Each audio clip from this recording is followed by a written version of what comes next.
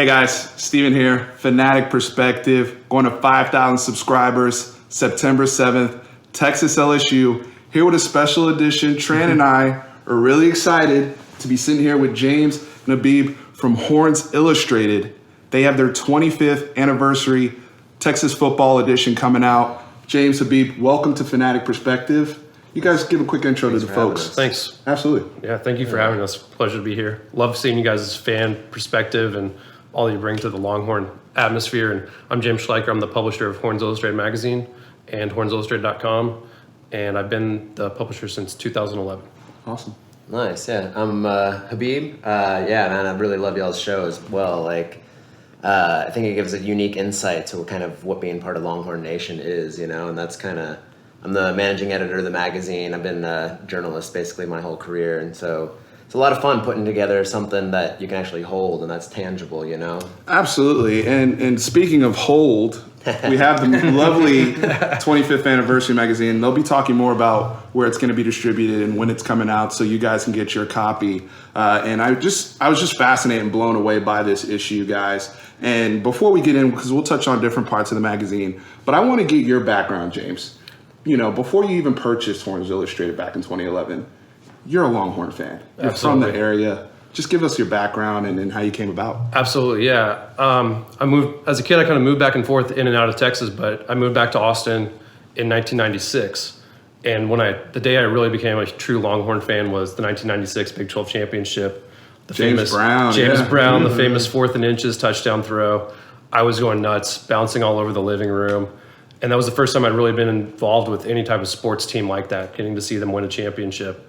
And so from there, I was just hooked, became a lifetime Longhorn fan.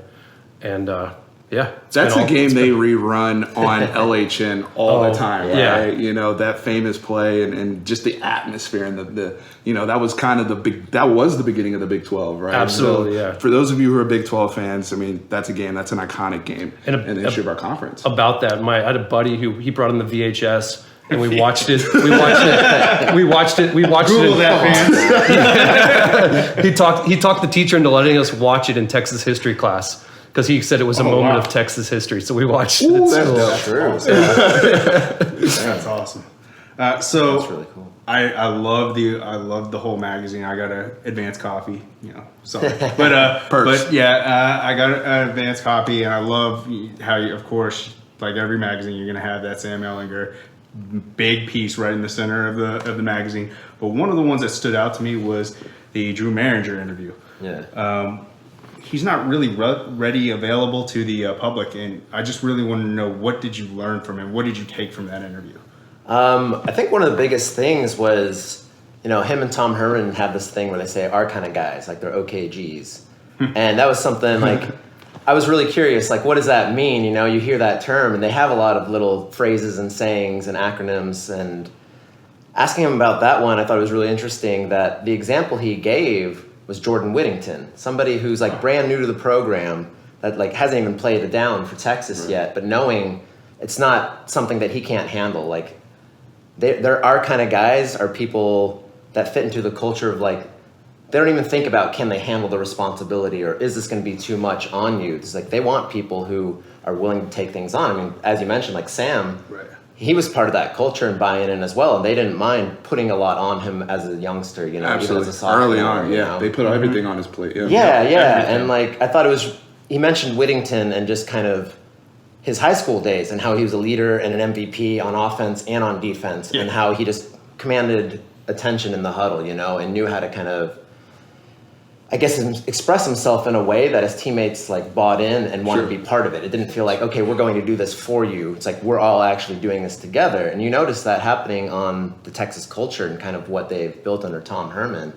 And I really thought it was, because he talked about like the recruiting process and like building relationships is like the most important thing to him. And the part that he actually enjoys the most is like getting to know these people, getting to know their families, not just doing it like as part of like, okay, if I'm good to them, then they'll actually come to our school. It's like they care about him as people. And you could tell, like, he already knows coming into the program that Jordan's going to have that kind of a role. And it won't be like, well, who's this freshman trying to like, be a leader around seniors. It's like the culture that's been built there, from the guys like last year, they've already set that in place. And so, we did a little piece on like basically the wide receivers and how the wide receivers are even going to be running backs this year, and that kind of got me thinking, like, and the way that Maringer, like, and I think the offense this year, they're going to have a totally different perspective, and they're going to be able to do things with new wrinkles that they hadn't done before. And like, we had a recruiting issue that came out in the spring where we talked to Jake Smith and got to interview him and like his coach and everything.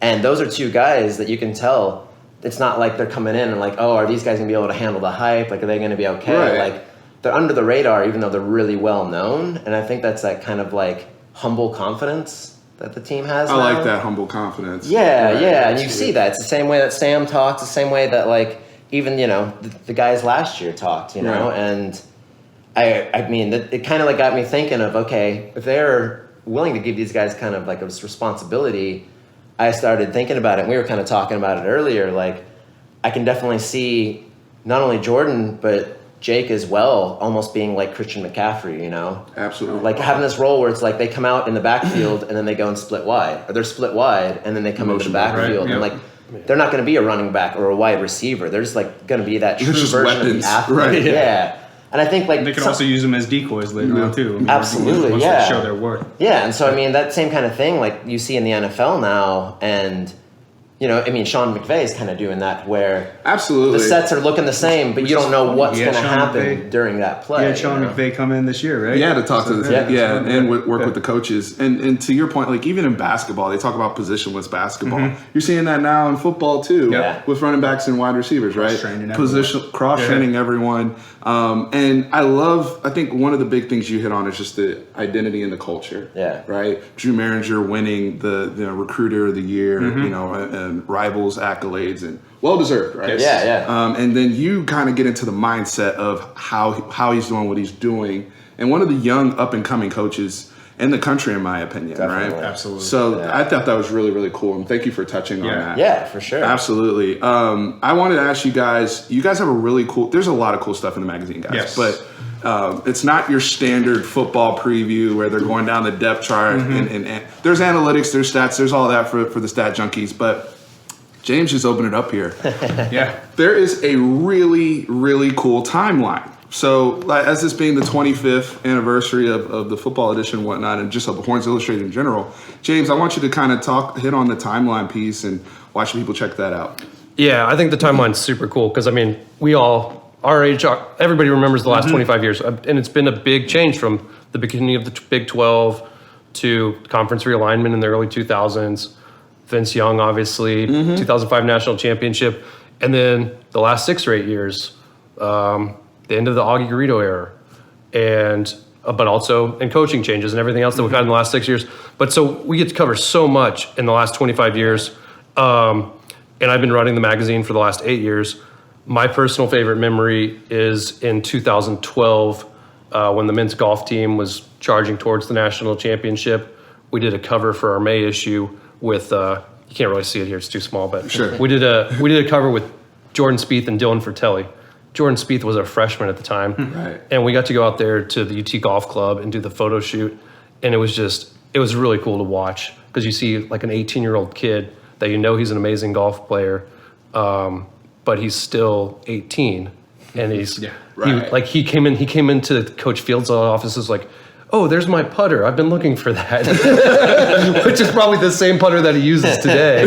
But it was just hilarious. And we did a photo shoot where it's Dylan and Jordan in front of the scorecard from when Tom and Ben, Kite and Crenshaw won it in 1972. Wow. Yep. And that was before they had won the national championship, but we were kind of predicting, we think this is what's going to happen. And then about a month later, they won the national championship. That's awesome. So it was a cool experience to be there. There's been other moments that I've gotten to experience being in the press box or being at games as a fan. I still do both. And it's just amazing. And I think this is fun to look back for any fan. As you guys are seeing from what James is talking about, he's a fan first and is curious. We talk about on our channel, it's fans tailoring content for other fans, right? This is the same exact idea with this magazine. I'm so happy you got to touch on that there. I know you had something else you wanted to jump into. So James, I love all the football content in it, and it's Horns Illustrated, so it's amongst all sports. And I know you did a couple other articles. So can you please touch on those too as well? Yeah. Because I know everyone wants to hear this is a Longhorn channel. Everyone wants to hear different perspectives in different news reports on sports as For well. sure. And I think, on that, I think the cool part about Texas is for all these other sports, you can get up close to the action and see the action in so many different atmospheres. So yeah, I covered soccer and volleyball for this issue. The soccer article, really cool. I talked to Coach Angela Kelly for a while about her team and 2 of the players. And her article, it's ramped is her thing, or the hashtag ramped. So That culture, she's huge on it. And the first 2 parts of that are respect and accountability. And that's there. She's focused on her team being respecting each other and being accountable to each other. And then it all builds from there.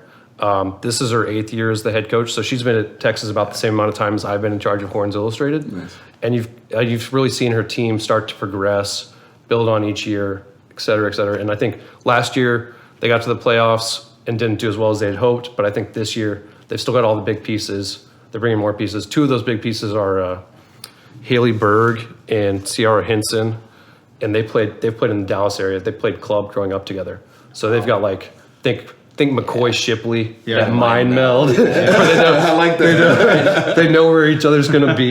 That's them too. And then also Julia Grosso is a sophomore. She was all Big 12 Freshman of the Year, which the soccer team has gotten that award the last 3 years in a row. Wow. And they want to get it the 4th year in a row. And Grosso played on the Canadian national team. Last fall she played more. She was on the roster for the World Cup. Didn't really see the field, but and she grew up in Vancouver with Emma Regan. And they've played together since they were like 9 or 10 years old. Yeah. So you've got all these pieces, and it's looking really good for the soccer team this year. That's amazing. And just how big women's soccer has gotten in this country. It's growing, right? Yeah, it's growing a lot. And then volleyball, they missed the Final Four last year just narrowly. They played at BYU, right, which was like a really intense and bad atmosphere in Provo. Just narrowly missed the Final Four. They've been to the Final Four 8 of the last 10 years. Last year it didn't happen. They had 4 freshmen starting by the end of the season last year. So last year, everybody knew it was kind of going to be a rebuilding year. This year, they've got the pieces in place. And then they've got Micaiah White, who's a 3-time All-American in her senior year. And she's going to be the leader of the team. She's huge. And these are folks we're going to have featured not just in the magazines, but also on hornsillustrated.com. Right. Absolutely. Yeah. That's awesome. Absolutely. That's awesome. And I don't know if you guys have been to the Greg before, Gregory Gym. Yeah. It's an electric atmosphere. Yeah. Every single point is electric. The fans there are just diehards. The Hellraisers come out. They've got cheers. They always sell out too, so you need to get your tickets. That's like one of those experiences I think everyone needs to have, whether you're a student, whether someone's graduated. Like that's where you really, like we kind of touched on, you notice the culture and you notice kind of like who a real Longhorn fan is and like how supportive and into it and intelligent they can be, and it's like James said, man, Gregory Gym's like an electric atmosphere, and like, we think it's important to, we're all football diehards. I mean, that's bread and butter, but we like all the sports. Like we're Texas fans, we actually we want to keep up rowing and golf and tennis and check in, like you were saying, like tennis team winning a national championship. I know. And everybody knowing what they went through. Exactly. And like you just kind of see like, man, but golf was what, runner-ups last year? Runner-ups. Women's golf has been improving a lot recently. Just one more note on the volleyball thing, like their RPI determines whether or not they get to host a regional. So they missed that by like literally points last year hosting a regional. BYU got it instead.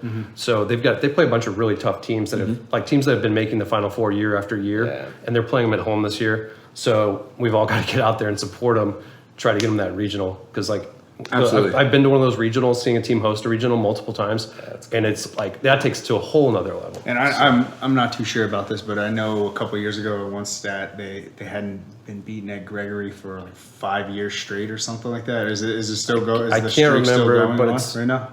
I don't know. Yeah. Well, as I always say every video, correct us if I'm wrong. There's always you guys out Put there. the real stats in the comments. You guys do that. You call us out. Hold us accountable. Well, I really appreciate you just going in and really doing a deep dive there, touching on it. And we talked about, I think it was on ESPN yesterday, we were watching Miami and Florida, and Kirk Herbstreit and some of the other folks on ESPN talking about Texas being one of the most improved atmospheres for the 2019 season. And that really resonated with me.